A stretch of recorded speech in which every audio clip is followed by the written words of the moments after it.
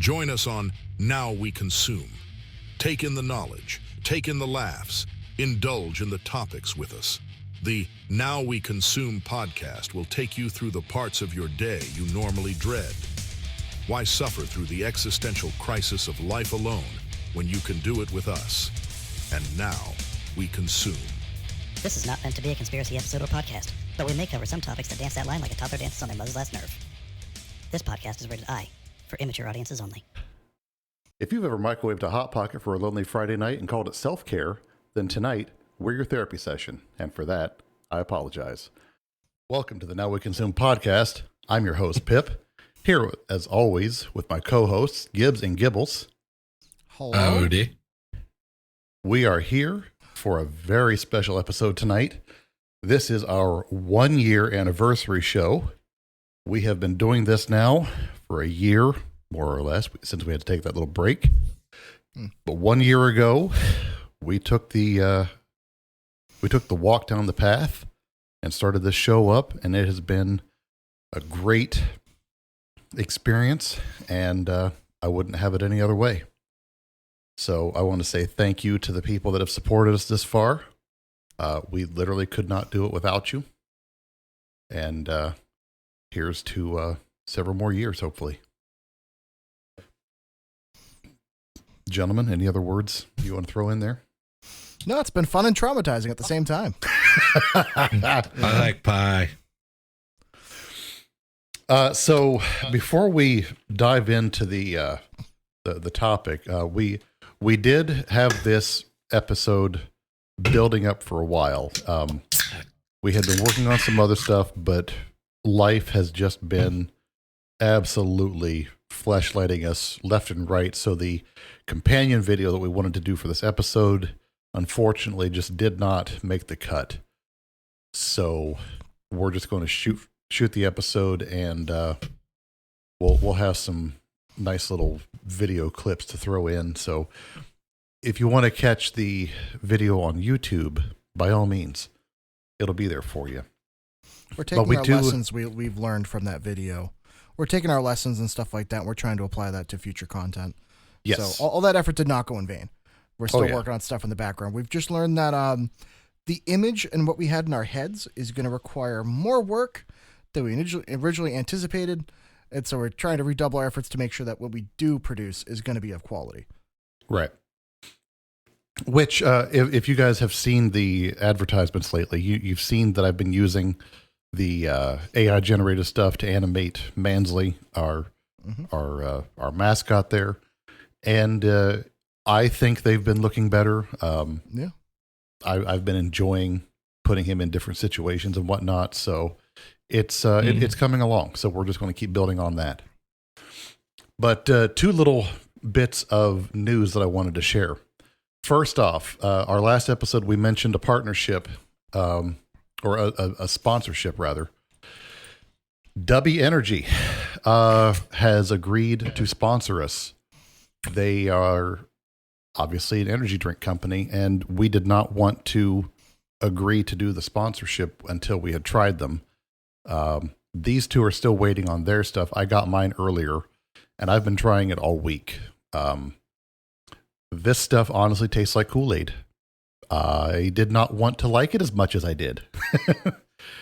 And now, real quick. Yes. Are we talking Kool-Aid from up north, or are we talking Southern Kool-Aid? I'm going to say like the Mason-Dixon line Kool-Aid, because it's really good, but it's sugar-free. So I don't know. Oh, well, then it'd be more northern Kool-Aid then. Yeah. Because the stuff down south, you're going to have diabetes. Yes.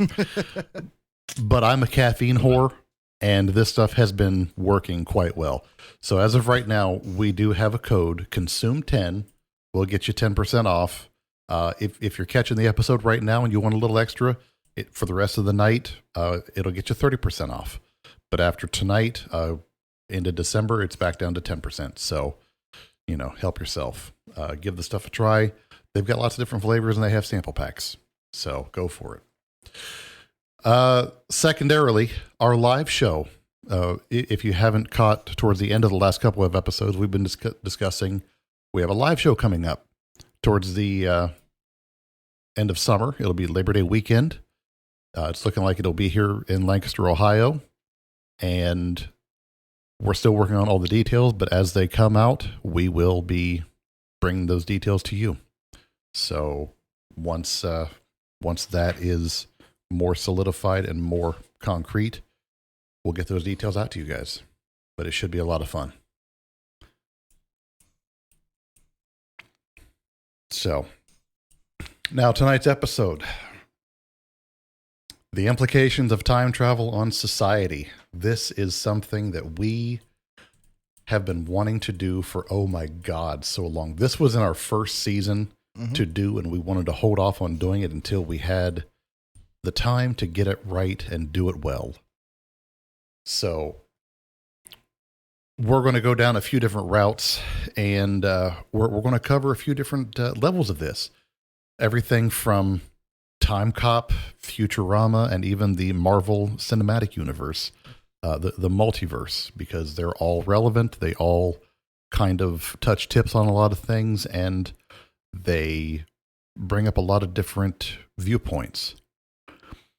So, Gibbs, you were talking about something the other day that, or maybe it was Gibbles, I don't remember, that had... Oh, it was Back to the Future. So Gibbles. It was Gibbles. Yes. Yeah, that would be me. Yeah. Yep. You were saying that Back to the Future is more along the lines of the MCU. Well, it depends on how you looked at it, because not from the fact of how they showed the timeline for, like, you know, the sacred timeline, and then you get the explanation of Back to the Future of when they're back in the 80s and they're trying to get back to the present. And, you know, they show that just in the same way, you have the main timeline going, and then you have branches. And if you end up in one of those branches, of course, now good luck getting back to the present where you were starting, because you changed something in the past. So now that branch is created. Okay. That's where I was saying they were more similar. So, yeah, I get what you're saying. So that's like the prime timeline or the sacred timeline. Okay. To me, that still seems like multiverse theory, where whatever you do there just creates a different shoot. And it's no longer the sacred timeline that you're in. It's going to be a different universe altogether. So, and that's not unlike Rick and Morty, which is another series that we're going to talk about, because that also has some very unique concepts. But one issue with time travel, and it's probably one of the more important ones, so we wanted to bring it up first, the grandfather paradox, and that's causality. So if you travel back in time and prevent your own grandparents from meeting, how could you have been born to travel back in time in the first place? Now, there is one caveat. As seen in Futurama, if you accidentally kill the man that you once knew as your grandfather, sleep with the person who would have been your grandmother, because since that's no longer going to happen and you're just fucked up enough of a person to do it for science, and end up becoming your own grandfather in the process. So there is that option, and I don't know that that is something that happens. Time may want to happen, and that's a theory that we'll talk about later, but you've got to be very stupid, very fucked up, and very depraved to go down that rabbit hole. Gibbs, you looked like you had a thought. Well, I do have a couple of different thoughts with this. Is it really depends on what... Man, I guess, okay, to get into it. It's one of those things where it really does depend on if a multiversal theory, number one, is even possible, because we don't have any evidence of that. There is no way of describing that or even knowing if that's true. So if that is true, then that's something we could go down that rabbit hole. But in terms of making it so that that is possible, I would figure this is something that would have been documented before. If this is something that theoretically could happen, let's just say that you could go back in time and alter history. That's something that I think we would have seen discrepancies in history, because in order for that to be physically possible, it would have happened in the future and it would have affected now, because we're at such a critical point in our development. So it's one of those things where, sure, it's technically possible, but I think we would have seen it, or at least we've seen evidence of it at this point. Well, so that brings up a thing that we're going to talk about later. With time travel, if someone goes in and starts like snipping little things, would we ever notice it? Would those changes affect time in a manner that we would, in reality, notice? Since the invention of the internet, yes. But wouldn't it affect everything after the change? No, because it's so well documented. That's why I think But for wouldn't example, it affect the documentation? Not always. then the assumption would be is that you would have to alter people's memories. Effectively, that those memories would never happen. But because you can't go back in time and replace those memories, therefore, that's why I think the Mandela effect. I wonder, like, people have argued that's proof of the existence of time travel. That's fair. I like that. It's possible, I guess, but come on. Let's be real. If there was a government that figured out a way to time travel, I don't think any of the shit from the last like 15, 20 years would have been happening. I don't think that would have been allowed at all. Or the opposite. Maybe it happened because of time travelers. Maybe they did it to keep other things from happening. That's an even worse scenario, honestly. Oh, Jesus Christ. Why does it just always devolve back into AI is going to doom us? Because AI is going to be the thing that figures out time travel. Oh, you know it. You know it 100%. That's why Harambe had to die, I guess. Yep, it all circles back to Harambe. Dicks out for Harambe, gentlemen. Yeah. Not on stream. We're all under a desk. The camera can never see. Fair. So the Novikov self-consistency principle is something that dictates every time or everything a time traveler does must already be a part of the historical timeline. Therefore, changes are impossible. So you cannot make a change to the timeline because that change was supposed to be made. So you were supposed to go back and make that change. Ergo, you didn't change anything. But that's assuming multiversal theory isn't a reality. Correct. That's assuming a prime timeline. I guess multiversal theory does hinge on the idea of free thought and will. So it's one of those things where if you don't believe humans have free thought and will and can change, then technically multiversal theory doesn't have to exist. But in a world where at least, I guess I go from the perspective of you do have free thought and will and you can make your own decisions regardless of the environment around you and past history. So therefore, I guess multiversal theory does have to exist. But boy, to be able to say that, oh yeah, you can go back in time and change it, and that's all part of it. I don't know. I don't think there's any way to account for that. Yeah. I don't think that there's any way you could mathematically, scientifically know, unless there's some sort of hitman out there that's dropping the Hollywood elites by like left and right out of nowhere. Either that, or the Clintons have a time traveling machine, and that's why people just suddenly end up dead. Right. I don't know. Maybe they figured it out. Yeah. So there's the issue of meeting yourself, the temporal clones. And the issue comes into like the time cop rule.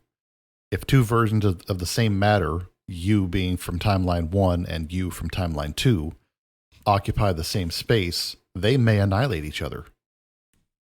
That's quantum entanglement, or a version of quantum entanglement. Or what if you just turn into some weird goo? Yeah, that's another possibility. So the existential crisis on that one is going to be, what is the legal or moral status of a past self? If you meet your 10 or 15-year-old self, do you have a right to intervene in their or your life or destiny? Yes. You know, it's red pill, blue pill.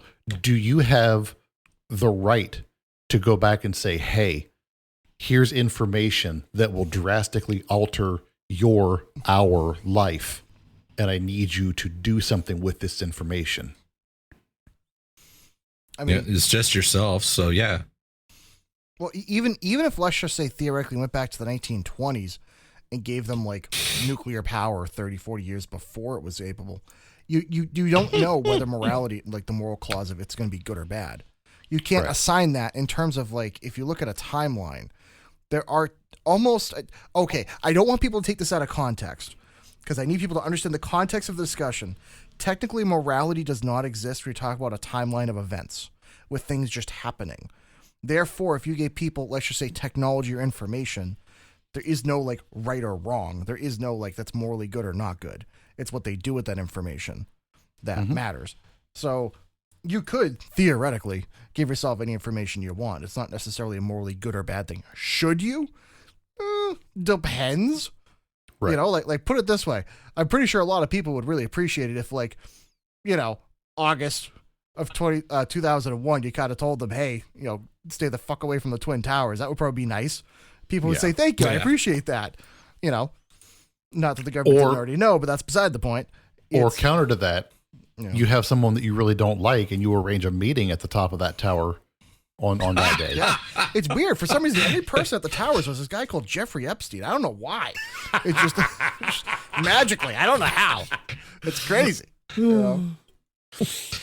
Yeah. That was exactly my very first thought as soon as you mentioned that. I'm like, man, Jeffrey, you're going upstairs. Jeffrey and Hillary and Bill, you know, all three of them. Just weird. Yeah, maybe some Bill Cosby to round it out. Yeah, Bill Cosby and Diddy. They're all having a weird Diddy party at the top of the tower. Yeah. So we don't know why. That's weird. There's 5 people and 5 tons of baby oil on the top of the Twin Towers. I don't know why. You know? Yeah, the planes wouldn't crash. They just slip right on through. What if it had to be a Family Guy skit of like a plane going between the 2 hours, just like, just scooching out in here, just, you know, just making it through. So here's a question for you guys, and listeners too. If you could give your past self winning lottery numbers, would that create wealth or simply transfer it from someone else, causing an economic ripple effect? The winnings that someone obtained may have been supposed to go towards the development of some mega technology that would have revolutionized the world. Those winnings instead ended up in your bank account. So maybe somebody that was, you know, like an Elon Musk level of developer was supposed to win that, but instead you made yourself win it, and that life-changing technology was never developed. So, well, besides the fact that half the time the lotteries are rigged as it is, and that happens a lot. California. The idea that the idea that anybody that's actually smart enough to do something like that would win the lottery, not likely. Well, okay. You're more likely going to be taking the money out of somebody that has none, that's devoted a stupid amount of cash trying to win that. And if nothing else, if you're talking, it depends on the lottery you're talking about. Because if you're talking like Powerball, Mega Millions, they're just not going to get as much. Right. So, well, okay. So that's just like an example of it. But what about other market manipulation, cause and effect instances? So could have butterfly effect. You know what, though? If you're smart, what you do is you invest in stuff way early on when they're like penny stocks, and you just basically make a list, and that way no one will ever know. No one's affected.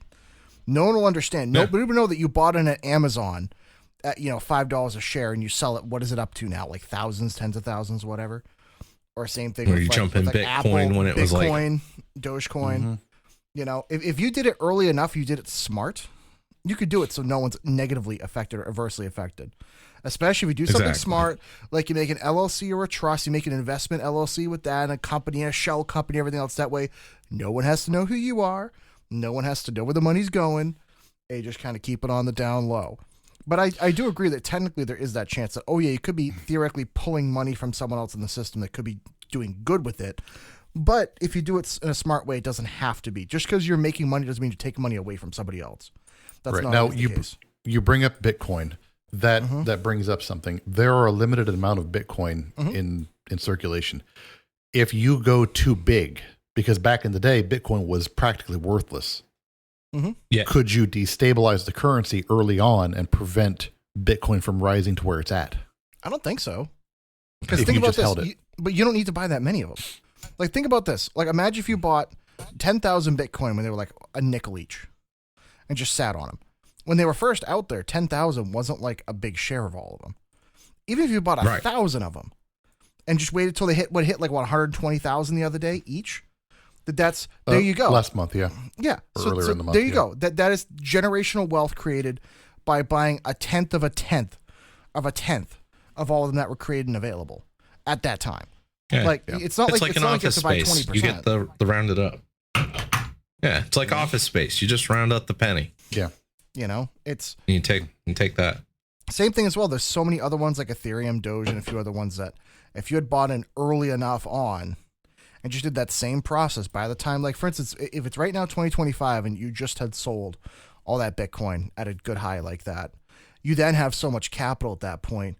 You can then keep doing whatever you want. But if before then, if you had been investing in other stuff as well, hey, $1,000 there, $500 there, $300 there, whatever, you'd be all set and no one would know. It's not like you have to buy a bunch of capital of it. It's not like you have to buy Microsoft in like 1991 and buy like 30% of it for $10,000. That's not, you know what I mean? Don't get me wrong. Yeah. If you can do that, do that. If you somehow can manage to do that, please. Yeah. Keep it away from Bill Gates. Other commodities and goods too. Oil, gold, silver, Yeah. So, but yeah, that kind of leads us into the multiverse and timeline mechanics, the MCU and Rick and Morty model, the split timeline branching model, is what is used in the MCU. So when a person makes a significant change in the past, it doesn't alter their original future. It just creates a brand new alternate reality or a branch timeline. Right. The original timeline remains intact. That's why it is the sacred timeline. It can never be changed. Well, maybe it's the case of I guess maybe the way to look at it's not that it's never changed, is that is the best reference you have. That's like your reference timeline. Because that's your original save point for all the changes that get made. Yes, because it does get changed. It's just that the change is supposed to happen with that, whereas everything else is a change that was altered externally. Yeah. Think of it as a tree. That's the main trunk. Yeah. Any change that gets made to the sacred timeline, the main timeline, that's where the branch begins. Yeah. I'm just trying to make sure we flesh this out for people that have not seen Loki or are not familiar. Yeah. So if you go back in time, you can go back to any point in the main timeline, and then you can make a change there, and it creates a new reality from that point on the main timeline. Right. And the catch there to understand is it doesn't matter the size of the change. It is basically any change from that main timeline dictates a branch reality. And then from there, you can make further changes and make further branches. It could theoretically go into an infinitum, an infinite amount of branches, theoretically. Yes. So just so people are aware of what we're talking about. Yeah. Time is fun. It will break your brain. The burden of responsibility falls on the time traveler because the time traveler is no longer just responsible for their own history, but for the creation and potentially destruction of entire parallel universes. It may require the formation of temporal police, much like the TVA in Loki, to prune or manage these branching realities. If they're such minor alterations that it actually has no major impact, does that reality need to exist? Or could it just pollute the time-space continuum, essentially, of timelines? So let me give you something that'll really bake your noodle. Yes, do it. If you create a timeline. Bake me, Daddy. I don't like how you said that. We're going to ignore that one. So imagine if you create a timeline with the sole purpose of stealing their resources, take it back to your timeline, and then destroy it. Did anyone ever suffer? It never existed. No suffering ever happened. Yeah. Theoretically, hear me out with this. If you were smart and you were able to create parallel timelines, you can go there. Theoretically, you can go to an infinite amount of Fort Knoxes, steal an infinite amount of gold, come back, and then just say, yeah, somehow I'm the Gold King. Somehow I have an entire fucking Mount Everest of gold, and But you can't have it. But then the Tough question the question is going to remain: when you destroy that reality, are you destroying it at the moment that you took the gold, or are you destroying it at the moment of its creation? You could time travel. Because I would think if you're destroying it at the time of creation, that negates the whole idea that whatever you got from that timeline, since it no longer exists, I would imagine anything from that timeline would no longer exist. But it now exists in your timeline because you brought it back to yours. Well, now you're creating a paradox, though. Because then here comes the question. Because if that timeline never existed, because now you've destroyed it and it's never existed, how could you have those things? So here's my big question to you. This is, and I know you weren't prepared for this one, but this is a segue that I need to make. Have we confirmed whether black holes can destroy matter? Because here's my argument. Because I know this has been up in the air. If we can destroy matter, that means we can bring in matter to the universe. We can add to it. So theoretically, if we can pull from another universe into ours, that would also prove the fact that with black holes, I know they can take in matter and it supposedly is destroyed. So that at least will allow both to happen. Because I would understand. But at the same time, but I was going to say, you also get Hawking radiation, which is energy that is being shot out from the black hole. Right. But is it equivalent to the energy of what's going in? That I don't. That's the ultimate question. Because it would be one thing if we were able to measure one for one that all the matter going into a black hole and then all of it coming out was 1-to-1. We could say, well, then theoretically, I guess in the universe, you can't really destroy matter. But because technically it seems like we can, then I mean that bears some credence to we might be able to pull matter into from another universe. Yeah. So the law of conservation of energy, it can either be created nor destroyed, only converted. So theoretically, if you're bringing matter, i.e. energy, from one universe into the other, that's only a transference. So again, theoretically, yes, that could be done. Possibly. So that'd be one for a Neil deGrasse Tyson level person. Yeah. Somebody at Neil deGrasse Tyson and send him that segment of the podcast. But so social implications of infinite realities, just like you were talking about bringing resources, you could also have something like a refugee crisis. Could people from a collapsing or undesirable alternate timeline travel to a better main timeline, creating a galactic refugee crisis? No. Like what was that in South Park with that reference? The goo? Yes. The goobs or whatever they were called? The goobacks. I remember that one. The goobacks, yes. Get back in the pile! Get back in the pile! Yeah. So you've got something like that, or like in Rick and Morty, when Rick fucked up the serum with Morty and turned everybody into the Cronenbergs. Oh, yes. Cronenberg, everybody. But now you've got... Oh, my God. So, that's a possibility. Poor Jerry. Yeah, poor Jerry. I know, right? Although that Jerry did become a badass. Yeah. Well, yeah. After everybody's either dead or gone now. Yeah. So the moral dilemma question for that, if you can jump a timeline where your deceased loved one is still alive, have you truly achieved happiness, or are you just using a copy? Again, like in Rick and Morty, where he lost his family and just went to a different reality where they're still alive. It's a matter of perspective. His Morty is not his original Morty. Doesn't matter. Well, does physics and everything still work the same?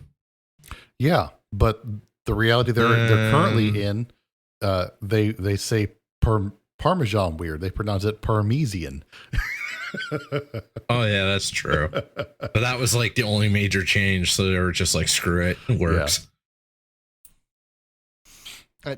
Yeah. I'd have to say it's still going to be this. It's all essentially the same, right? It's just whether your brain can handle the adjustment. The thing is it even adjustment at that point? Because if 99.999% of all things are the same, there is no difference. Effectively, we assume it's like, as long as things are close enough, it is what it is. You know, you don't have to be exact for something like that to have to be perfect. Because you're saying like, oh, did they truly achieve happiness if they're a copy? It's like, well, if it's the same thing, if it's what they want, it's a matter of perspective at that point. It's a matter from from their perspective anyway. Right. Yeah. So let me ask you guys this. If a technology exists that can be used to travel between universes or realities in this case, does the concept of the one true history cease to matter entirely? Yeah, because there's no such thing as true history. It's just whoever has the best time travel. That's it. Yeah. They win. Yeah. It's the ultimate I win button. The first nation to be able to figure out time travel means they're the only nation that exists. Because whether it happens now, yesterday, or 5 years in the past, in the blink of an eye, you can change everything. Yeah, time becomes meaningless at that point. Yeah. That's like back in the 60s when the Russians got to the moon before the U.S. It's like, what am I thinking of? That character from Rick and Morty, Retcon. Yeah. That's literally all it is. Yeah. That's all it is. Oh, Brettcon. It was Brettcon, sorry. Brettcon, yeah. I'd like the one with the fortune cookie. Yeah. But, so not only with changing history for, the sake of changing history, but you can begin using time travel for geopolitical and military implications, literally weaponizing time and using it for espionage. You could use time as the ultimate deterrent, because a nation could threaten to erase their enemy's foundation in history. And I think that goes far beyond conventional warfare and it introduces the concept of temporal warfare, a battle fought literally through causality. And honestly, I think the existential threat of being erased from the timeline would be something more threatening than any bomb we've ever developed. Well, you could literally go to sleep one night and then never exist. Well, number one, it's the most painless way to die, I would say. Like, you just cease to exist. So you're not wrong. It all just never happened. The thing I would point out is I feel like you're making the bold assumption that people are going to follow orders. Because here's the thing, you can't be held accountable. You go back in time, you now have the ability to do what you want, assuming there's no other counter agents going after you. So it's the case of how many people do you think are really going to follow orders or are really going to kind of do what they want or do what they think is best? It's going to be the problem of you're going to have to hope you got some very, very, very dedicated people to whatever cause you have to make sure they follow out those orders. And then also, that's assuming you know what's going to happen. Because then vice versa, what happens, let's just say theoretically you kill, the leader of some country, whatever. But instead of them, it's someone else that's a warlord, and you come back, and all of a sudden you don't have a country because they declared war first. So it's this very weird problem. You have no idea of understanding what the causality would be. So you're gambling. And so what would end up happening is there wouldn't be big changes. There would be small changes. Things like disabling a country's economic system by making sure your country buys out their rights for oil or something like that, or rights for water, or other things. That way to ensure control at the current moment, not eradication necessarily. So it's going to be, I think, a lot more subterfuge and a lot more a almost accumulation of like a death by 1,000 cuts. Rather than killing or destroying anything, it would be ensuring control for the future. But it would take people that are not always smart enough to understand that, but also restrained enough to not just say, oh, let's just drop a nuke here, because that's not going to end the way you think. Right. No. Major changes would have far worse consequences, probably even catastrophic, than people would realize. So the changes would have to be subtle. But you could use time travel to deploy weapons before defenses are established. Yeah. Or to evacuate forces after a critical event, or even before one. So that could save lives before they're ever lost. The real thing that's going to bake our noodles if AI gets a hold of time travel. Well, then it's just Terminator. Well, no, it's far worse than that because AI might be the only thing that can actually somewhat reliably figure out what the consequences would be.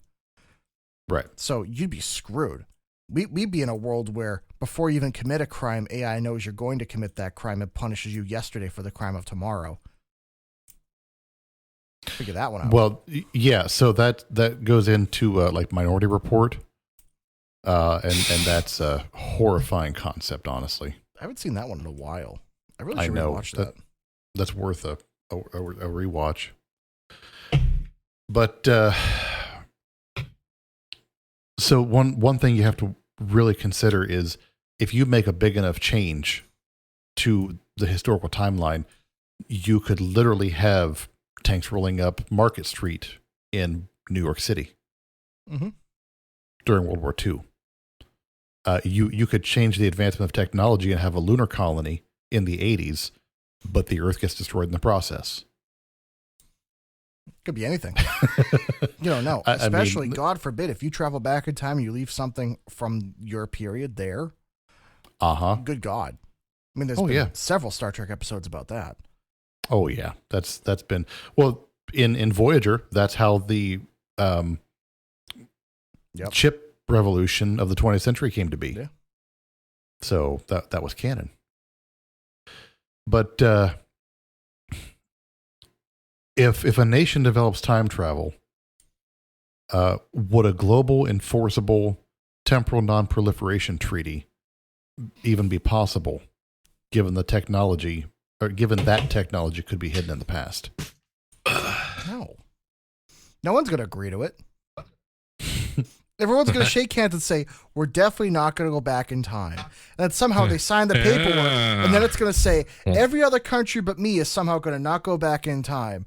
And then they're going to look again, it's going to say, every other country but Russia is not going to go back in time. And it's just going to keep rewriting itself because everyone's going to immediately go back in time. No one's going to honor it. No way. Right. Yeah. It's the ultimate genie out of the box. Same thing with AI. It'd just be the next thing after AI. Yeah. Now, think about applying time travel to information gathering and intelligence. Oh, jeez. You could have agents jump to the past to record sensitive political meetings, steal technological blueprints. Like literally, you could have a whole fleet of planes that would just be done, go back, get the blueprints, and have them done before the blueprints are ever conceived. I just like to hear the meeting of like an engineer. So I have an idea. Yes. And it just shows up. It's like, what? Oh, you mean like this? Yes. Motherfucker, how did you? Time travel. Absolutely got this. Hold on. Yeah. I mean, think about and like the computer revolution. You could single-handedly go back and change the way computers were developed if you could get the engineers to understand the technology. That's the other hurdle.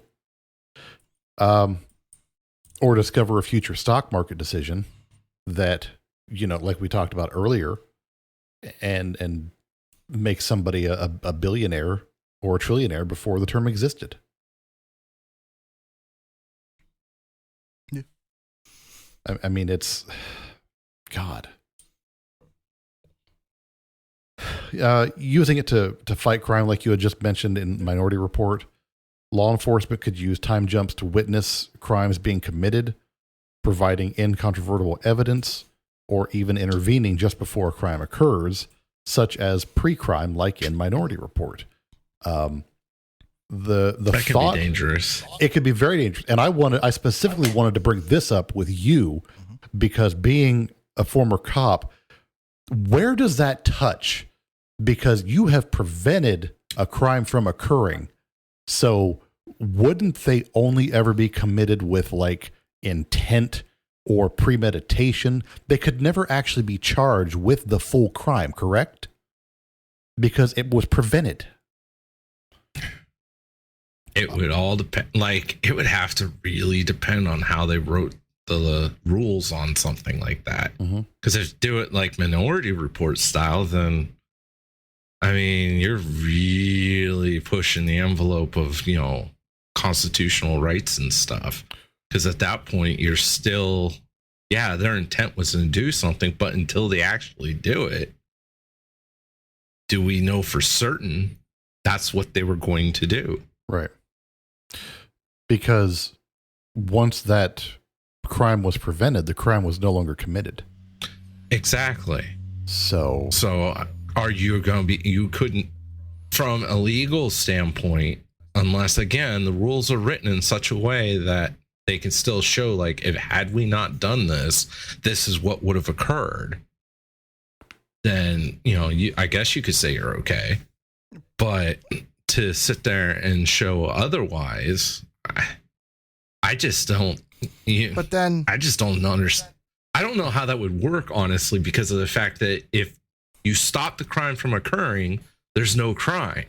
So then how can you charge somebody? Here's my question to you then. Are you then responsible for your temporal others would do? Because theoretically with the multiverse theory, there's a universe in both where you do and don't do it. So are they just cherry picking? Being like, oh, but in this one he committed the crime. It's like, yeah, but in all these other ones I also didn't. You could the problem with that is the minute you find time travel, if multiversal theory is a reality, you can find anybody committing any crime you can think of depending on the universe. It's just how you find it. Yeah. So congratulations with that one. If time travel does exist and multiversal theory exists, reality doesn't exist. It is what you perceive of it. Nothing matters. Reality is pure perception. Yeah. Nothing matters. Yeah. Oh yeah. No. There is no law. You can break any law you want, but you can also then not break it. But maybe break it. But then you can just go to reality where you didn't break it. Exactly. And is that the same principal idea? If you took a gun to your head and pulled the trigger, is there going to be a reality where it didn't work and you're still alive? So then you can tell everybody, "Hey, I survived." Theoretically. You know what? That's what I wonder. There'll be an entire underground industry of people basically time hopping for basically committing crimes and then going to a place where you didn't commit that crime. Therefore, you did do the crime and you have the money or drugs or whatever. Then you go somewhere where you didn't. So you're innocent. Mm-hmm. Yeah. There's no way to prove it. Yeah. So good luck with that. So let me ask you this. And by the way, anybody listening, if you have something you want to chime in and say, by all means, hit us up on Discord, hit us up on the socials. We would love to hear your input, especially on this topic. Talk to me. So, but let me ask you this. Does the perfect ability to gather intelligence destroy the concept of sovereignty or privacy? Because if the past is an open book, does anyone truly have secrets? Only the secrets that you think to yourself. Yeah, your mind is the only truly safe place. So that's... And I have a dirty, dirty mind. I think we all do here. Sure. As Gibbs has been finding out for at least the last year. Just in the podcast. Thank God because I've been traumatizing him for many years. Yeah, I was going to say, this has been 10 years of non-consensual trauma, so... Thank God we got a sponsor, because I need some therapy at some point, so... Yes. So... My God. On the less grim side of time travel, we have time travel as tourism, the vacation effect. And this is something I think would be the most popular use of time travel. Developing the economy of temporal tourism. Historical theme parks could be a thing. Just imagine traveling to witness the Roman Empire's peak, the Colosseum, the construction of the pyramids, or a concert by deceased legends. Imagine being able to go to Woodstock, if that's your thing. Go see, hell, Michael Jackson's last performance. Go see Chester Bennington's last performance. Yeah, right. I mean, all the greats. The tourism thing would be awesome if you knew for a fact that traveling back in time doesn't change anything. Like, you can't change nothing. Right. So you could send like groups of people back to go see something and know that by them going back, they can't hurt nothing. So then that'd be perfect then at that point. Like, it would literally have to be some sort of a temporal contract. Like, you agree to only participate in the event, make no changes, leave no trace, and then come back. You are there as an observer only.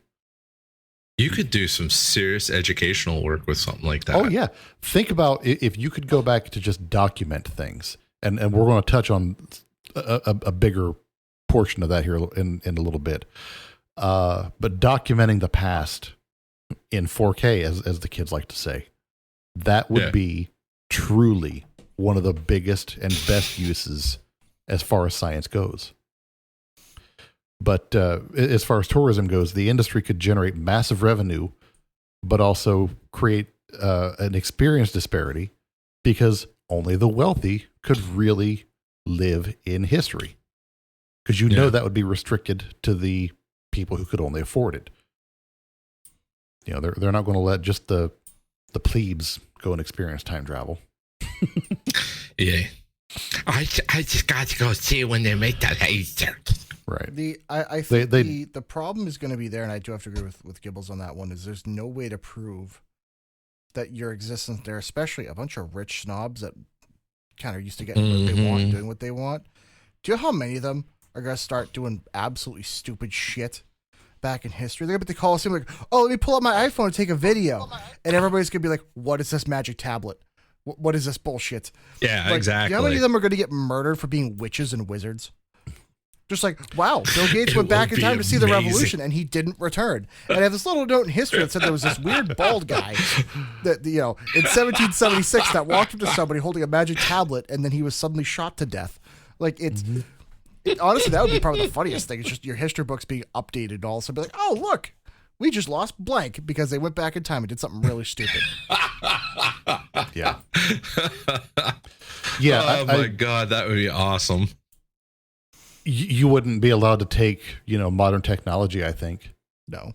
Or it would have to be physically attached to you somehow. So there was a Star Trek episode of what the Futurama iPhone. Well, the problem that would have to be, and I remember there's a Star Trek episode about this where basically they used a cloaking technology to have their fortification, like their place, be part of like a rock face with a shield on it. That was Insurrection. Yeah. Sure. The Insurrection movie. Oh, yep. I forgot about that. Yeah, where they're watching from the big ass rock. But effectively, that's the only way you'd be able to do it. So you wouldn't be able to get close to a lot of things. So it's this problem of you could go and walk around, but the risk of tampering with the timeline would be immense. Mm-hmm. Now, here comes my other question to you. Do they then say, screw it? And if they know they're going to go back and have a branch timeline because they're interfering, do they just say, you do what you want, don't die, and then when you come back, we're just going to purge the timeline anyway? So, because think about it, if it doesn't, that's rough. If it doesn't affect the main timeline, the prime timeline, or whatever you want to call it, if there really is no, I guess you could say, no punishment for it because it doesn't affect your timeline. If there is a multiverse, we can kind of just go back, do whatever happens, and then come back. You know? Oh my God, it'd be GTA for real life. It'd be basically, yeah. We're going to introduce the Romans to what's called an M16. It's like, oh my God. Oh, think about taking back like modern technology to some of the big wars. Oh yeah. Oh God. You could see how it played out. Well, this is the Battle of Thermopylae. How many Persians can an M1 Abrams run over in 35 minutes? Let's go. Like, you know, let's set a record here. But that's sorry, you go. Instead of 300 Greeks at the hot gates, it's now freaking 300 Abrams coming forward. It's just I feel like if multiverse is true and you're able to get time travel and it's cheap enough to where they can do it reliably, the entire industry, I agree, will be vacationing in the past, sure. Time travel is tourism, but what it would really be is rich people screwing with the timeline to make it the way they want. And they're going to have their own branch of timeline. I'm going to call it right now. I really think there would actually be companies that would own certain timelines because they prune them and create them to certain things. So imagine something like the sponsored by Coca-Cola, and it's the Coca-Cola timeline where they turned every ocean into Coca-Cola. You could just go up to the ocean and drink it. And it's just kind of, I don't know, it'd be something stupid. Or the case of like, hey, in this timeline, Earth is 10 times the size. Everybody can buy a mansion at 100 acres and nobody cares. Or something weird. I'm sure. Yeah, but everybody be little people. Yeah, they'd be short. I'm sure there'd be a variation. Like that movie that came out years ago. That's not specific. I can't remember the name of it, I think, is the movie you're referencing. Downsizing, yeah. But there's so many options you could do with that. Just a question of how far can you go? Because I agree with the tourism thing would be cool, but oh boy, it's gonna be weird. Like it's gonna be weird if you're an ancient Rome, just like, oh hi Mark, and you just keep on walking, like, oh you're here with the kids too, and everyone around there's like, why are they not speaking Italian? what's going on. Although, keeping on the 300 theme, Xerxes, behold my friend, Bert. Dude. Yes, you shall fear Well, here's Gary. I wonder how many ancient tales are really just us sending A10 Warthog back in time to talk about chariots on fire with the ancient Egyptians. Nah, it's just an angry A10 Warthog. That's all it is. That's all it is. That's no dragon. That's a warthog. Yes. Yeah. That's the angriest dragon. Greek fire is just napalm. Oh, let's see where we at. Temporal crowding, like you were just saying. What happens when millions of tourists want to witness the exact same moment, like the signing of the Declaration of Independence or something like that? This could lead to a massive temporal overcrowding and resource strain in the past. You cannot send 100,000 people from our timeline to the past to an area that cannot support more than 5,000 people. So, Right. might I make an argument here? Absolutely. There would be an entire industry for people that can't afford to time travel back, where they hire somebody with a camera on their shirt to videotape everything first person, and that way you can watch it. Like So- an upload. Essentially, yes. But the idea of like it's a recording. So you could watch the recording Yes. of, hey, they sent, at this date, they sent someone back to go videotape, the Declaration of Independence signing from this POV. And they'll eventually do it enough times where they gather from every angle and use AI to piece it all together. And all of a sudden now you can go to like a holodeck or something like that and you can watch it and physically interact. Yeah. But That'd be kind of cool. I feel like that's the way they go for some of that stuff. So that could bring up a whole lot of really interesting, just filmed historical archives, especially to view in like VR or A lot of IMAX that- or something like that. That would be amazing.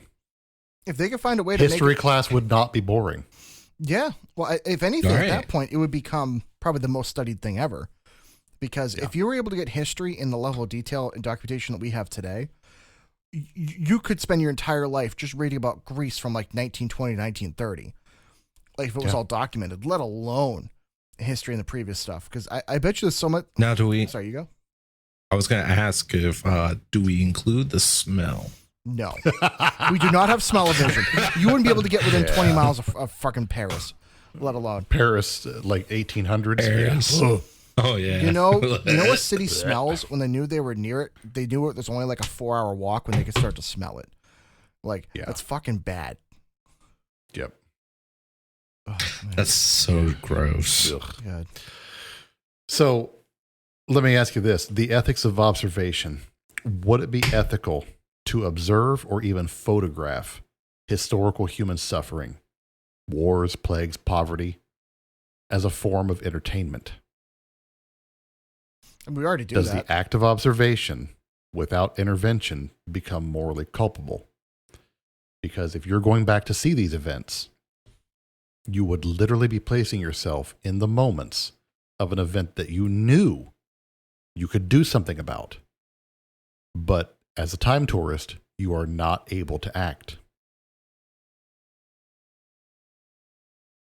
I mean, it's the thing of like it again, all this hinges on multiversal theory. If multiversal theory does not exist and your actions have genuine consequences in your timeline, ooh, yeah, that might be a fucking problem. Yeah. If you're in the multiversal theory where like if you interact and it doesn't matter, then sure, like you can help out, but then you're risking being discovered and having all sorts of consequences you can't prepare for. But if it's a situation where theoretically you can hop back to the same timeline, then hop forward again, then you really can't touch anything because you have no idea. You have no clue. Yeah. So let me ask this. Two questions I want to ask. If time tourism became widely available, would it devalue real present-day historical sites and museums? I don't think so. It would be again on how you would disseminate the information and imagery to people that couldn't necessarily travel back in time because they can't afford it, or B, there's not enough time. Well, I would say not enough of the technology to kind of go around and set it up where anybody could go. So you think like take a current historical site and set up displays where someone has gone back to that site and recorded what happened there. You could set up like the live feed version so they could see what it really was like. Exactly. Yeah. Instead of just seeing the ruins. Right. You know, like if you go to a historical battlefield like Antietam. Yes. You know, you send somebody back there to record the Battle of Antietam, and then you put it up on a display there so that when people go to the battlefields, they can see the actual battle. Yes. Right. Which would be terrible. And then they discover that, oh my God, that dude only had one testicle. If you go back in time and that's what you're looking to inspect, I have so many more questions. But right. It's just more the fact that it all depends on who gets access to the information. It depends on what you find. Because I think a lot of people would be surprised to find out that the history that we know or that we think we know is very incomplete or very slanted and swayed. Edited. So you would have a lot of people that are going to find out things that are going to test everything that they knew or they thought they knew. I think there'll be a lot of people having really riots over the finding out of true historical context for things, especially when people used to make decisions based off things that were very incomplete with information. So you're going to have a lot of those issues. Number two, I think you can keep the original monuments and everything to give you context as like, hey, before we could see about the whole picture, this is what we thought. And then you can build next to it or around or even use that as context. Like, so this is what we know now that we can travel back and really see these events. And they could use them as example of, hey, this is the power of time travel being able to be used appropriately. The problem I see is because obviously this is going to be something that's very expensive and very limited for a long time. I don't think they would use it honestly. I feel like they'd say they sent someone back in time. They'd use AI to doctor up any images or anything that they want, come back and say, oh, it's actually this. This is somehow conveniently exactly what I told you it was and exactly what it will always be. Because we're the government. We're here to help. No. Yeah. I think that's the biggest problem because no one privately is going to have access to time travel for eons after it's invented. So one thing that kind of you were touching on, like what we used to believe and what we now know, the monuments that we have, that would be kind of interesting to have like the old world monument next to the new like lizard people monument, because we used to believe it was people running the world. Now we now know it's the lizard people that run everything. So that would be kind of cool. Yes. But so here's a question for the listeners and even you guys. I put this in here to find out. If you could travel to a historical time or event on a vacation, where/when would you go? Ooh. Gibbs, let's start with you. Ooh. If I could travel anywhere. Or Gibbles. Oh, this is tough.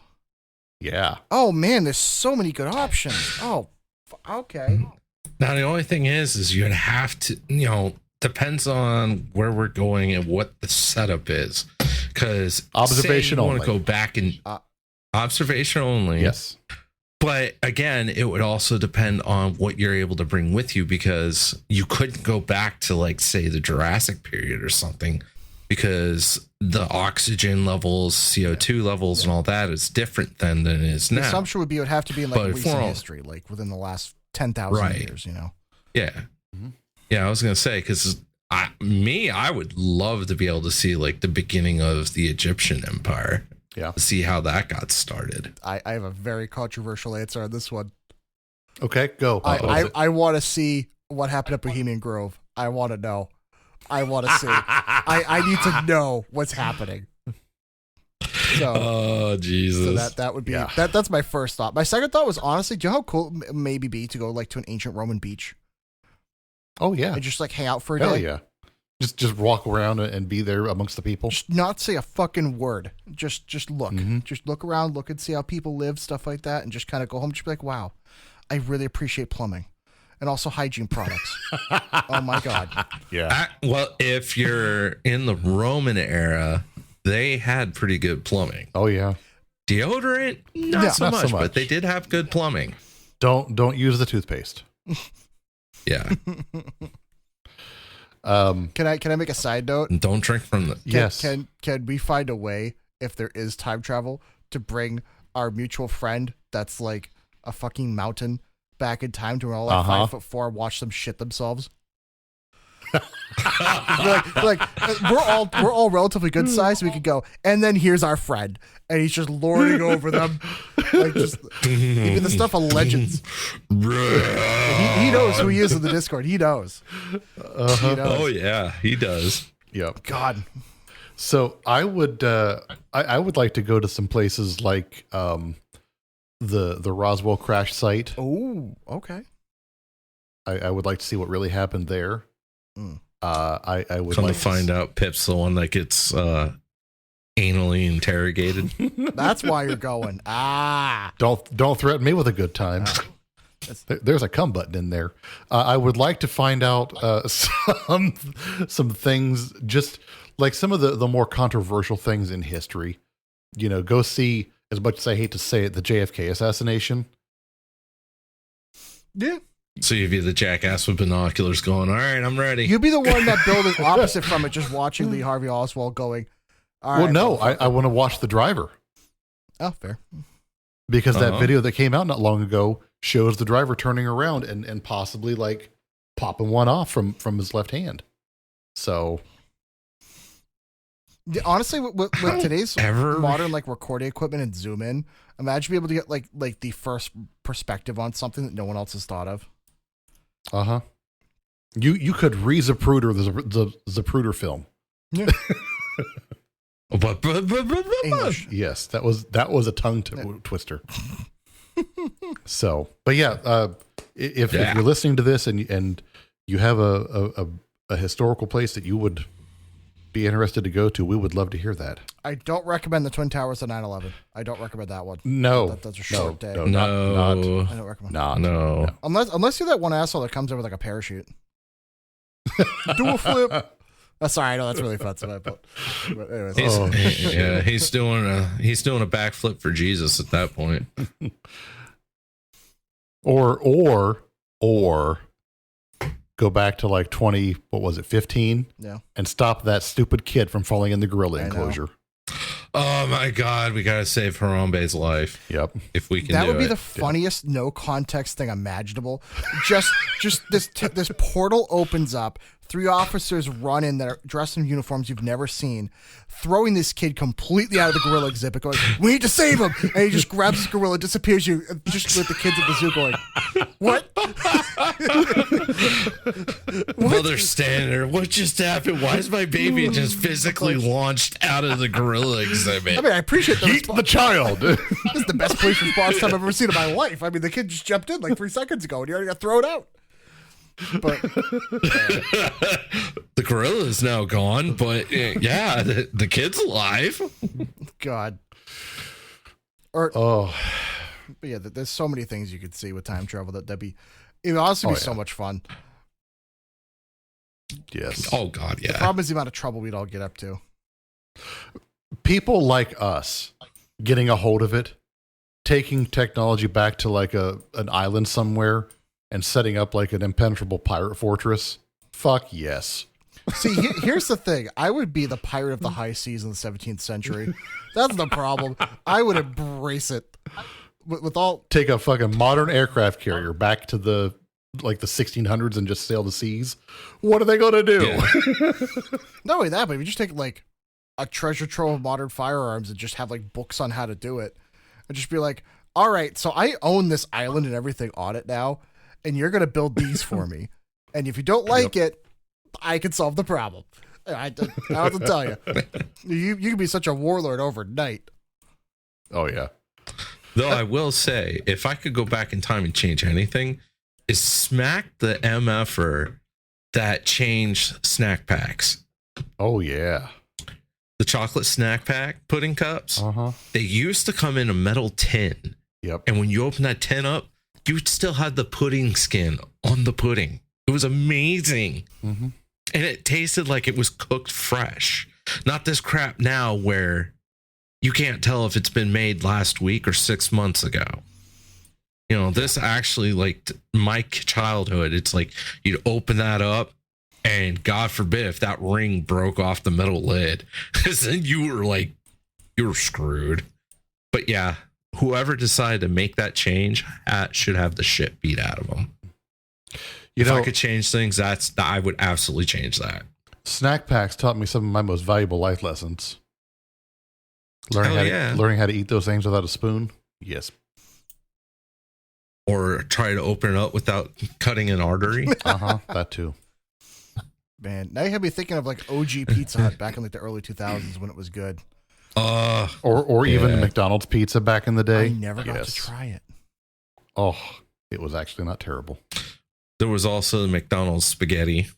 That was interesting. I don't know. Oof, I don't know. What was that, like Campbell's chicken noodle soup just reheated? I don't know. With 3D printed chicken. Oh, okay. So there's something. Imagine taking something like a 3D printer back to like the 80s or 90s. Oh, they'd lose their shit. Oh yeah. Right. Imagine taking a Tesla back to the 80s or 90s. It's just far enough back where they would understand the technology and still be able to utilize it. Yeah. But they could make such a technological leap. Because of it. Yeah. Honestly, even just like that would Wi-Fi be insane. And Bluetooth and stuff like that. They would go nuts with that, especially our transfer and data speeds. Like holy shit, they were in like megabytes per second for bus speeds, and now we're like a casual 300 to 800 like gigs per second. Like they would lose their minds. Yeah. Like what do you mean? I can send someone like a 300 by 300 megapixel photo in under a minute? What are you talking about? Like it usually takes us 10 minutes. Like, buddy, I could download a 4K movie in like 9 seconds flat. What are you kidding? They're like, what's 4K? Oh, buddy, we have so much to talk to you about. Yeah. So that's a good segue into the next section. Technological contamination, the butterfly effect on innovation. And this is you were talking about this earlier. Displaced technology and the bootstrap paradox. So if a time traveler accidentally leaves a modern smartphone, say, in 1950, scientists of that era could reverse engineer it.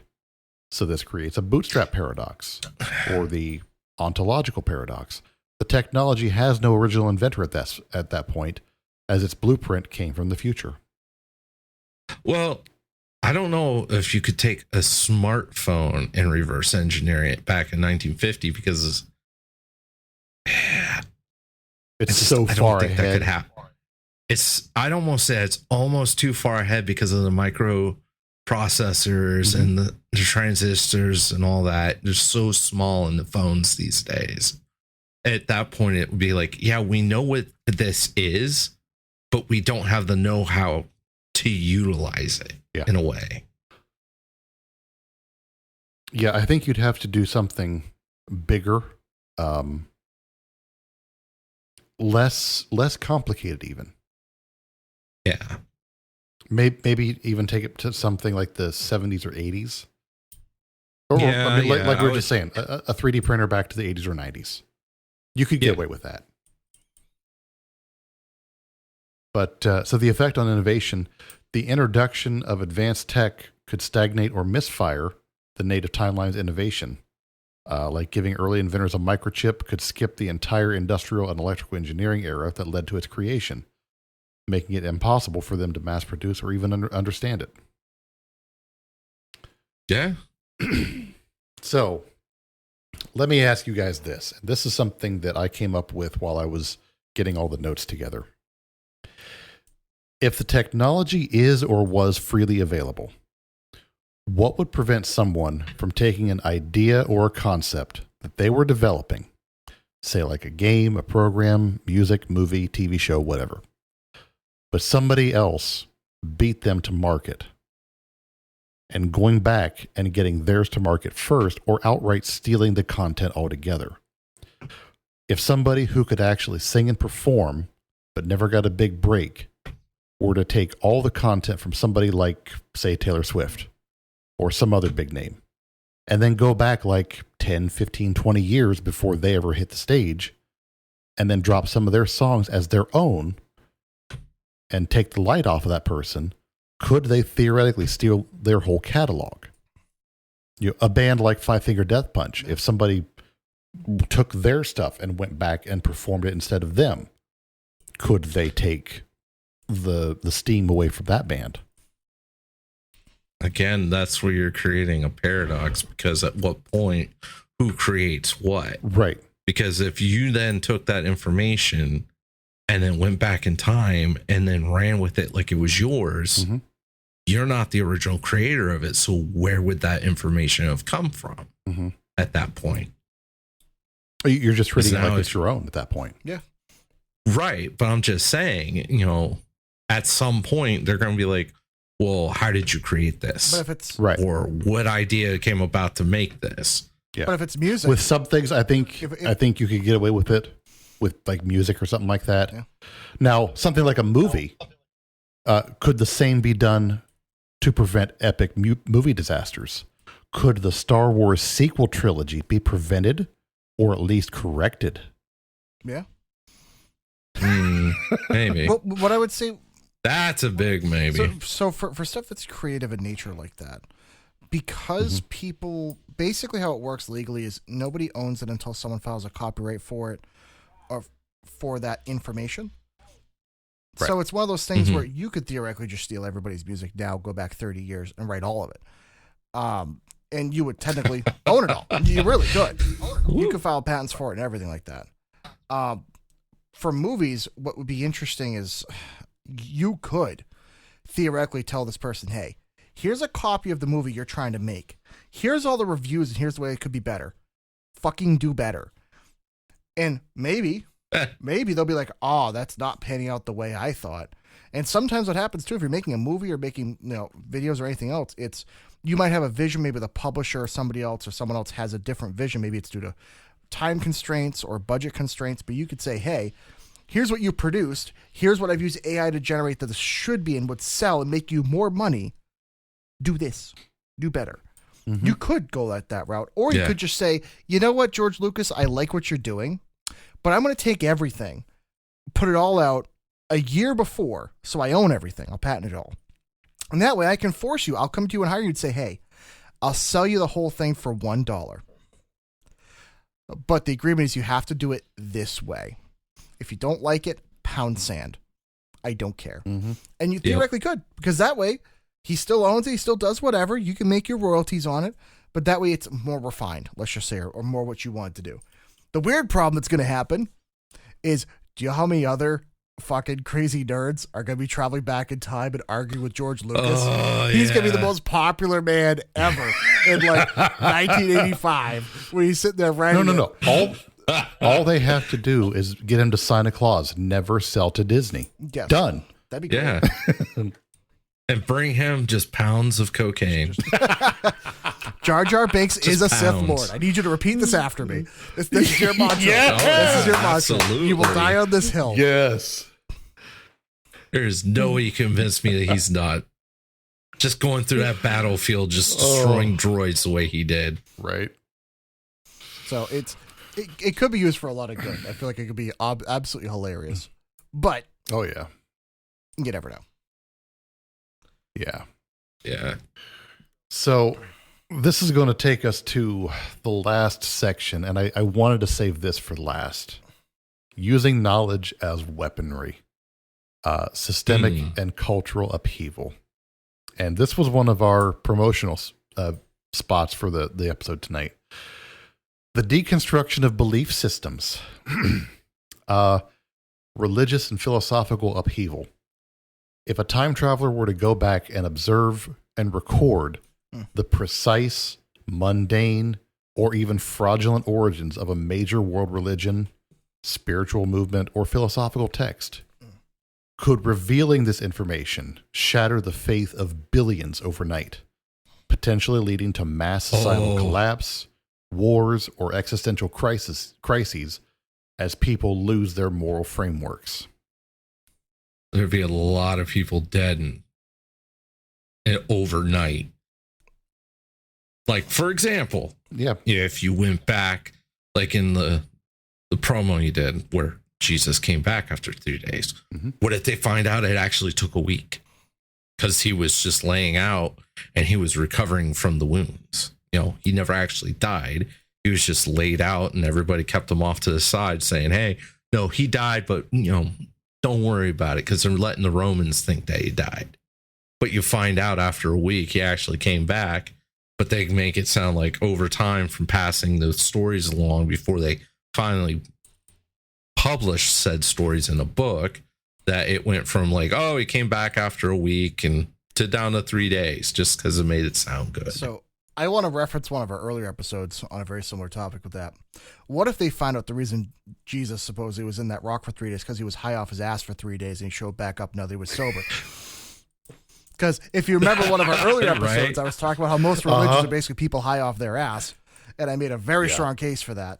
I even had one of my buddies that's religious question his existence. It was a great fucking weekend. So, but what if you find out the majority of those stories are literally just people taking drugs, doing weird stuff, doing things that they don't even know, weird mushrooms, whatever. Like, he was gone for 3 days. It's like you were just on a bad trip for like 8 hours. Like to you, it felt like 3 days, but you just had some really fucked up shit, bro. And that's what I wonder is how many of those preconceived notions and ideas would absolutely tear apart most religions, or even some countries too, in terms of like their royal families, for example. The entire Middle East. Oh yeah. It'll be a PvP zone. That's all that would be. That's all of a sudden PvP's all enabled. that loot. That's all it is. Yeah. But what about the burning bush? The religion is wrong. Yeah.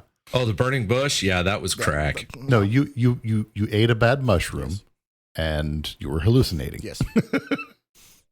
Yeah. Either that, or you had one crazy guy in the town that for some reason was the biggest, strongest guy. He said, yeah, sure, the burning bush, yeah, whatever, just don't fucking kill me. Yeah, sure, whatever you say, buddy. Right? It's very possible.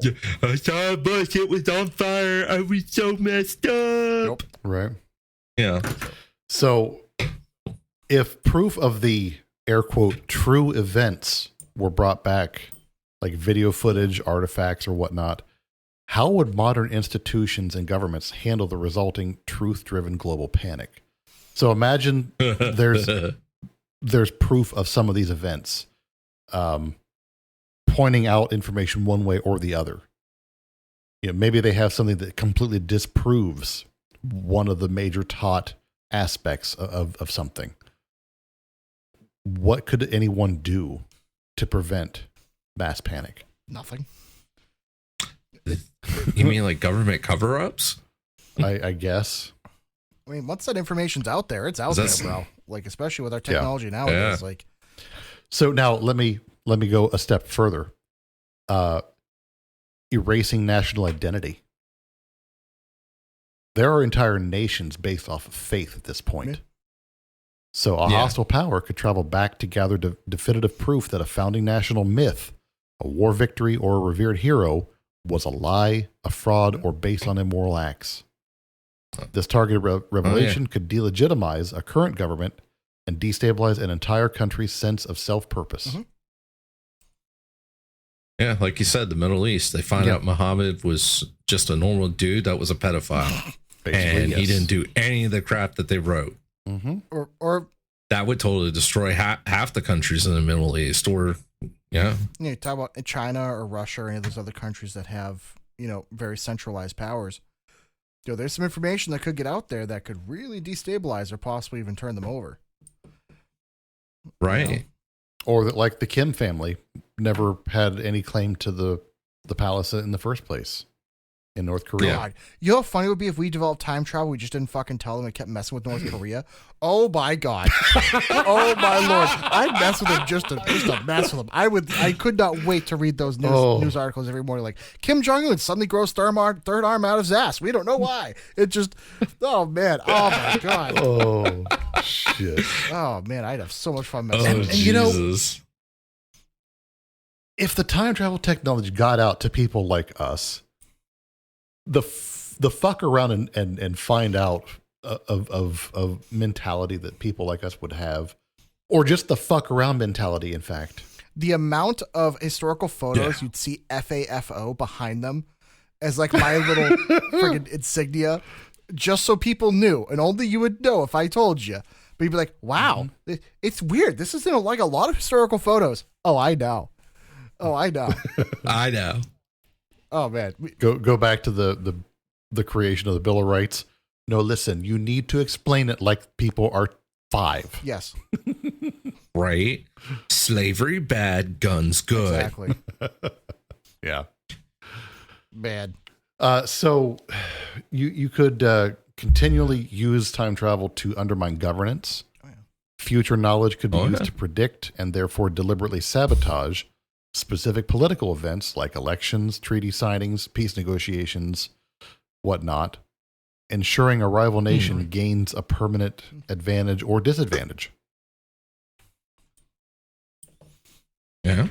So you could sit there and just make sure that one nation is never able to get a foothold in any aspect of the world. You could prevent Russia from ever rising to power in any aspect and prevent all kinds of different things. Or China. Oh, yeah. Or Cambodia. Or Vietnam. It'd be really weird that somehow history would be rewritten where America just didn't stop after we took back Germany. We just kept going. For some reason, I don't know how America just keeps going. It's crazy. Just kept on rolling, baby. It's crazy. Wow. They just kept saying something about oil, and they just kept going. It's weird. The Eastern Front. That's went all the way to Japan. I don't know how that happened. It just kept fucking rolling. That's a war game that I don't think we've ever talked about. Is what if the U.S. would have kept going? What if we became the bad guy? I don't think we lived. But we're not really the bad guy. I mean, we're saving them from communist Russia. Right. We'd be a bad guy, but not really the bad guy. We kind of defeated the 2 other bad guys. Well, really Mussolini too. So the 3 bad guys. Yes. The Japan. So 4. All right. But yeah, we could have. Oh yeah. So, lastly, you've got economic system collapse, temporal insider trading, the ability to know the precise date and cause of every future stock market crash, economic bubble burst, or currency collapse, like you had talked about earlier. It's not just a tool for wealth; it's a tool for economic assassination. A rival power could use this knowledge to systematically bankrupt entire nations, or just outright render their currency worthless and their industry defunct. Yeah. I mean, just think about how China, where they are right now, they got there literally in 10 to 15 years. You could go back and prevent 1 or 2 key events, and they're still stuck in the rice fields. Yeah, you just tell American politicians in the 1980s, hey, chip manufacturing like TSMC and Samsung, they got to be making stuff here, not China. This is why. And show them now, and they'd be like, "Oh, okay," and that's it. You could change entire economic events like that, or you could say like, "Hey, America, you should probably have like hemp legalized and not have marijuana on like a Schedule 1 drug," and that way, all of a sudden, all these businesses would open up. All of a sudden, America would thrive 20, 30 years before the rest of the country started to legalize them in the Western world. So there's a lot of things you could do that might seem like a small change, but would be fucking drastic. Or in my case, I'd be going back in time and fucking beating the fuck out of whoever was in the EPA for doing the DEF fuel and all the diesel fucking emission shit. Jesus Christ, whoever you are, you're an asshole. Because all you're doing is fucking up the entire diesel industry. So bad, so they might be getting rid of them. So hopefully. Yeah. So think about taking a technological breakthrough from our time back to a time where it could be implemented a little bit easier. Something like you were just talking about, like the secret of cheap, limitless energy. If you could take fusion technology where we have it now back to the 1960s or 70s when they were like actively pursuing it. Honestly, I really feel like if you brought efficient modern solar panels back then and gave them that head start, you'd now have, like, if you brought it back to the 60s and they had another 40, 50 years to develop, today every shingle would be solar. Every building would just have solar roofs, and that would be it. You wouldn't even need external power for most people. Yeah, but in doing so, you could instantaneously destroy the fossil fuel industry and associated economies, creating global chaos before the new tech is ready for development. So you could destabilize a whole lot of shit real quick. Yeah, but we'd be able to be self-sufficient, though. It'd be kind of more of a Middle East problem at that point. Basically, yeah, but they've been trying to kill themselves for 3,000 years, so it doesn't matter. Just build a wall around them. So here's a discussion question for you. We have a situation where if a government were to acquire knowledge that proves a central tenet of a major rival society's existence is false, would there ever be a moral justification for withholding that truth to maintain global stability? Depends. Maybe. Depends on how serious it is. You know what I mean? Right. And even that, I feel like now too, honestly, a lot of people just don't give a fuck about things. So like, if you said that like 20 years ago, back when like our country was more unified, maybe, but I don't think there's anything you could tell people that would like cause everyone to mass panic.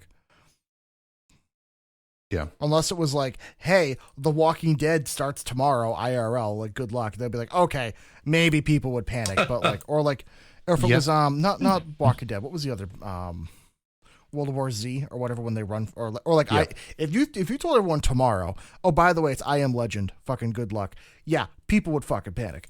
But like besides that, like so okay, that takes me back to the people like us would like to fuck around with people. If you are a time traveler and you go back and people know without a doubt you are a time traveler. Yeah. Or you flat say, look, I'm a time traveler and I've come from the future. Have the zombies started yet? All right, first of all, fuck you, because that's ridiculous. That is ridiculous. You could ask them, oh, how did you handle the zombie apocalypse? And they'd be say, what? Oh, sorry, that hasn't happened. And then yet. you just like, and then you just like check your watch. You're like, shit, I'm too early. And then you just like click out. You know, that explains why the U.S. government suddenly has a zombie preparedness, fucking right. thing. Con Plan 8888. That's why it exists. The fact that you memorize that offhand is kind of concerning. But anyways, that's shush. Shush you. Okay, I have some exit questions for the listeners. Can I make a quick case about something before you get to Absolutely. that? So, I wanted to have a quick thought discussion and prove to you why time travel cannot exist. Okay. Very simple. In order for you to travel back in time, you have to have three-dimensional coordinates, correct? Maybe. So here's the problem we have. If you go back in time, the usual assumption is that you have to know the 3D coordinates of where to be at, correct? Well, guess what? You're going to play on the fact that everything is moving throughout time and space. There is no relative. We don't know the absolute point. So then the problem is you're going to spend thousands of years blindly sending people back and be like, I wonder if he made it. It'd be like, oh, he was off by 5 million miles. Because we don't know right now where the planet sits relative to everything else in terms of exactly. There is no way to exactly know that because the galaxy is traveling at a certain speed and our solar system is traveling. There's so many layers of variables that good fucking luck. So figure that out. Let me big brain you for a second. We know where things were X amount of time ago. Sort of. So if we stack that equation linearly, we could re-extrapolate back and get at least a rough enough coordinate where we could send test objects. Yeah, it's gonna be really weird when a banana test the appears in the equation wall out of nowhere. Like it's just like you gotta understand, it's gonna be fucking weird for them to calibrate that and figure that out, especially when you consider. If you look at the way the Earth's mass has changed and like sort of evolved between like different layers of water, different water densities, you have to factor in the moon and stuff like that, pulling it in different ways. If you could figure out that complex equation, you could do it. But that would dwarf any math that we have ever done. It wouldn't just be traveling back in time. It would be find that exact point. Oh no, we need space. AI to do it. You would need we need ridiculous amounts of data. We need quantum backed AI. Yes. So I just wanted to point that out, that there's no other thing I could think of, even in Star Trek or anything else, that's ever discussed that like everything is moving in space in all three directions simultaneously. So You got to factor that in, and we don't have enough data to ever even consider that. So just throwing well, that out there. we kind of do. And I say kind of because, again, we know more or less where things were a second ago. We know where things were a minute ago. We could re-extrapolate.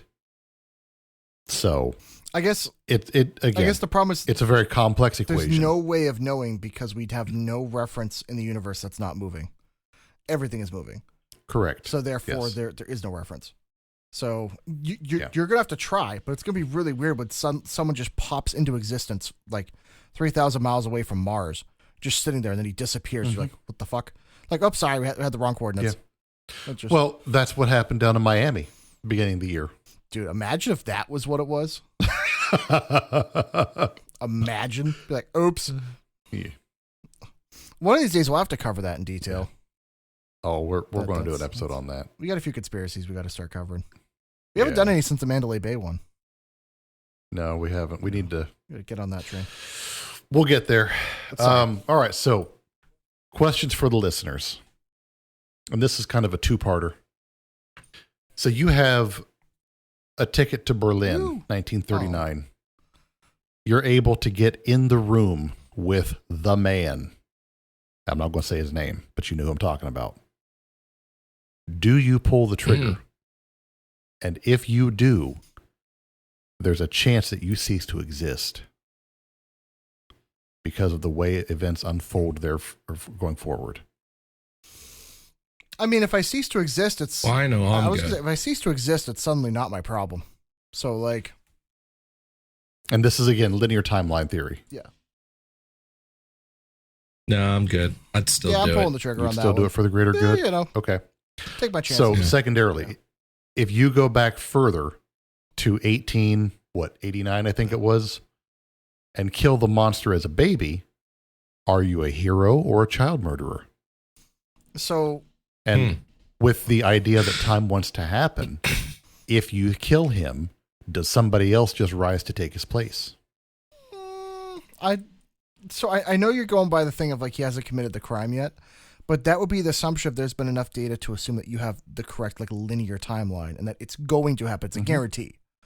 It's going to happen. If that's the case, then you know, late term abortions coming to a German town near you, but like. Whereas, sorry, I know that's dumb, but if you knew it was linear, then yes. But if it was a branch timeline, then you just abduct the kid and bring him somewhere else. Yeah. Or just go back further, far into a point of the past where you could just be like, hey, look, bro, I know you like art, and we know you like strudel. How about we go into cooking? Or make sure he does get into art school. Right. It's really weird. This guy just gets like this benefactor that gives him $1 billion in Germany in 1928. Somehow out of nowhere. We don't know how. It's really weird. That'd be kind of funny. Yeah. So, okay, here's the next one. And again, these are for the listeners. So I want to hear from you guys listening. What are your thoughts on this? If the government can view any moment in the past, privacy is effectively dead. No crime would go unsolved, but no secret, personal or political, would ever be safe. So would a surveillance state ever be acceptable in any degree if it covers the past as well? Now, I feel like this is a very American thing because we do not like surveillance. Other countries maybe are more comfortable with it. The problem you have is once one country go back in time, your laws are irrelevant. So like let's take a country that loves a surveillance state like England, for example, right now, with their digital ID and their cameras everywhere and everything like that. Because they can go back in time in England, that means they can also go back in time here. So it's the problem of like once one state can do it, we could technically outlaw it here in America, but it doesn't mean it's outlawed because there's no way to enforce it. So it's the problem of like once it's considered acceptable in any capacity, it's all okay. There's no such thing.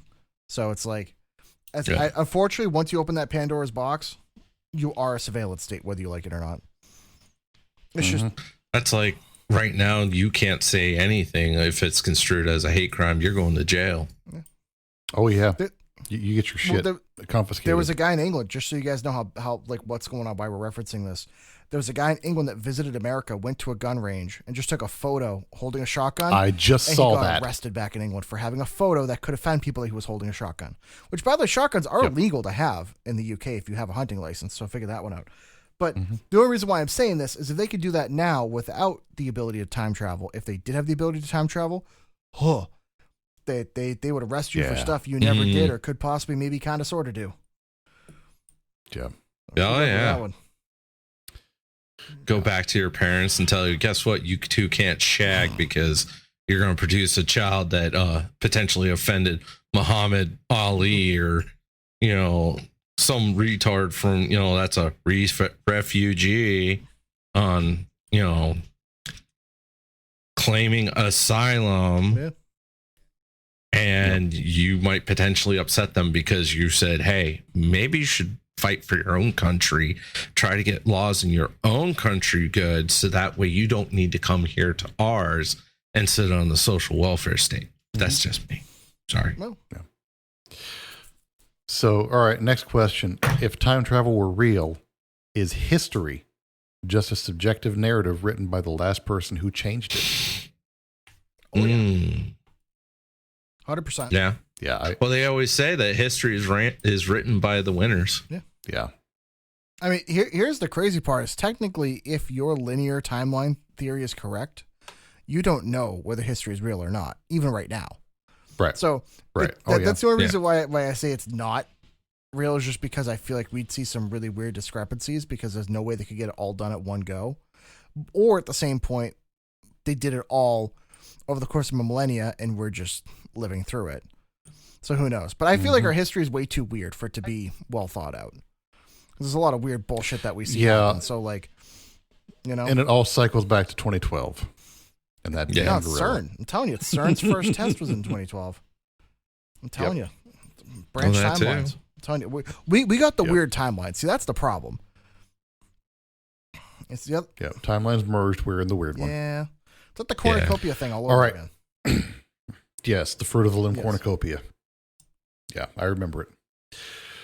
Here's the big one. You have a chance to go back in time to try to prevent the death of one person that would affect millions. You are not allowed to intervene in the death of somebody personal. Who do you try to save? Jesus Christ. No, he has Stephen to die. Hawking. I'd bring back Stephen Hawking. Hawking? All right. Just because. And not like it's the moment when he's about to die and you bring him back just so he's like, why? Do-do-do-do. Do-do-do-do. I just want to hear it again. Do-do-do-do. Oh, man. Yeah. Unfortunately, sir, we were able to bring you back to live for another 30 years. Unfortunately, you still have this crippling disability that you have to contend with. Yeah, I'm going to hell. So I'll see you your there. question is you I'm have the driving the chance to bus. try and prevent the death of one person that will affect millions. What do you mean by that will affect millions?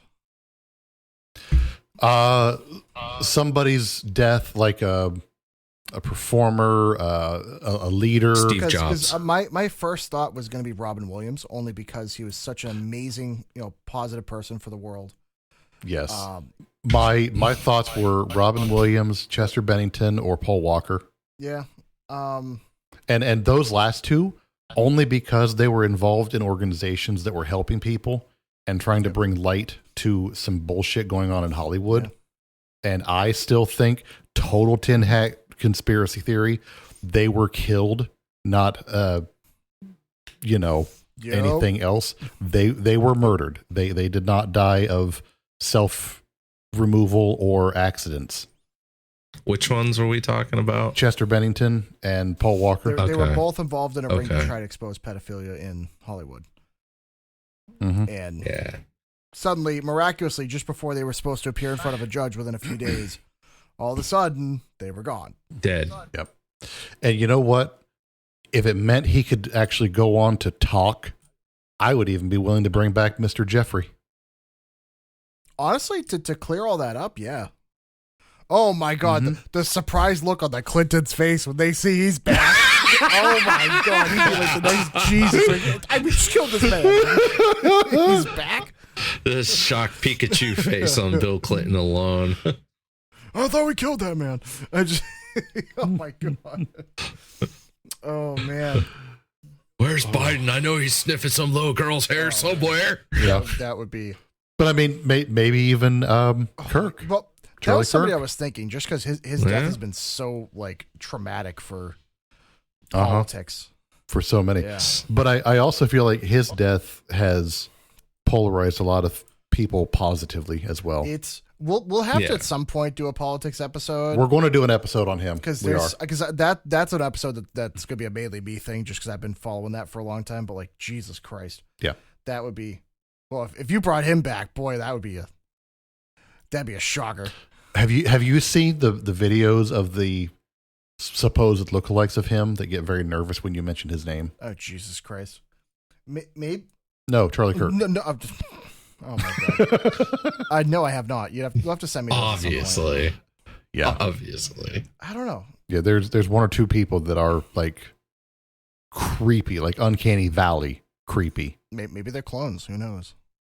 And people are like, man, you look an awful lot like Charlie Kirk, and they get real nervous. I don't know. It seemed like his wife moved fast. on really quickly. I don't know. Just for. Isn't she banging his best friend? No. She did mention that JD Vance awfully reminds him a lot about her husband in a very weird way, and I thought that was a little creepy. Just saying. I saw something about Vance's wife is leaving him. Maybe I don't know about that. I haven't heard anything about that. That could be a weird. About that one. That could be a weird, round robin. Yeah. Vance ends up with Erica Kirk, Kirk's ex-wife. Yeah, Erica Kirk. Yeah.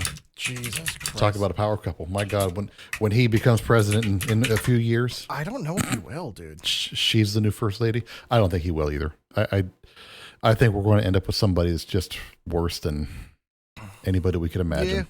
Yeah. We'll save that for an episode. But that's a topic for another show. But yes. Then we will need time travel. I know. Yeah. Well, the whole thing with JD Vance, though, where they're talking about divorce and all that only came about because apparently back in November of 2025 of this year, she was at Camp Lejeune and she didn't have her ring on. Okay. It happens. Especially when you have little children. I would say let's leave all that for the episode, because that's going to be a whole... Yeah. There's a lot with that one. You can't have a woman like her around a whole bunch of Marines not have a ring Jesus. That is true, but I'm that would be just of saying. any of the branches, really. That's true. Of any of the 5 branches now, because it's not just 4. But yeah, I'm trying to think of who else we would bring back. Space Force go hard. Oh, who else has like passed away that would be like a big... I hate to say, I feel like it's been a lot of like nothing Hollywood people that... Betty White. Like Bring back Betty White. Betty White, Ozzy. Ozzy. Oh man, yeah. Oof. Hogan. They still got to figure out how Ozzy survived all these years. I Pure know. hatred. Just pure spite. He is literally your shirt. Just I exist out of spite. That's what he was. Ozzy, right there. Yep. God. Yeah. Imagine how long Ozzy could have lived if he just took care of himself. Like, he lived to be that long, abusing himself and all the drugs and alcohol. Imagine how long he would have made it if he was like a marathon runner. He would have lived to like 140. But Right. maybe. Or he would have gotten hit by a bus. Or that. Honestly, that's why I want time travel. I'd love to be able to just like experiment with people at that point. Be like, I know you have this passion for music, You're right. but trust me, marathon running is the way to go. And just Did, compare. Just compare. Did you ever watch that movie, The Time Machine? No. Yes. I recommend it as Which a watch. The newer version from like early 2000s. Okay, yeah, that was a decent one. It wasn't great, but it wasn't bad. Well, so I'll kind of give you a little bit of a spoiler. He keeps trying to go back to prevent an event, but no matter what, he cannot do it. So he just says, "Fuck it, I'm going to peace out," and just slams down the fucking thing. And then goes way far in the future. So I'll have to check it out. yeah, it's worth a watch. I think it's available somewhere on streaming. Okay. But it's worth a watch. Yeah. But, yeah. But yeah, that unfortunately brings us to the end of the episode. Did you guys have any closing things? Let's hope we don't develop time travel, in which case life's gonna get real fucky. It's gonna get really fucking weird. Mm-hmm. Yeah. Sometimes some things really are best left alone. Yeah. I've said it several times in this show, and I'll say it again. Ian Malcolm from Jurassic Park said it best. People were too busy figuring out whether or not they could. They never stopped to think whether or not they should. But that's how we got a whole generation of scientists now. Because they're all totally ignoring Ian. They're just going for it. Mm-hmm. They're like, wait, I can make dinosaurs? Oh, here we go. Yeah. I really feel like people are too concerned with pushing boundaries, especially with things like AI. And I know we talk about AI quite a bit on the show, but it's one of those topics that it really is not getting the right kind of attention. I genuinely believe in my heart of hearts that it is going to be the reason we as a society fall. For whatever reason. I thought it was going to be an idiocracy kind of thing. Well, I mean, it may be a little bit of both, to be honest. Hey, but I think AI is probably going to lead the cause. It's either AI or going to get another asshole scientist that tries to create another virus. They got to fucking stop that shit. Oh, yeah. Mm-hmm. We don't need another woohoo flu. No one's telling them no. So, like... Yeah. Until someone does. You getting it? Yeah. Yeah. So if you've been partaking in the video for the show, I hope that you've enjoyed the graphics. Could you throw up the portal one? The portal one? Yeah.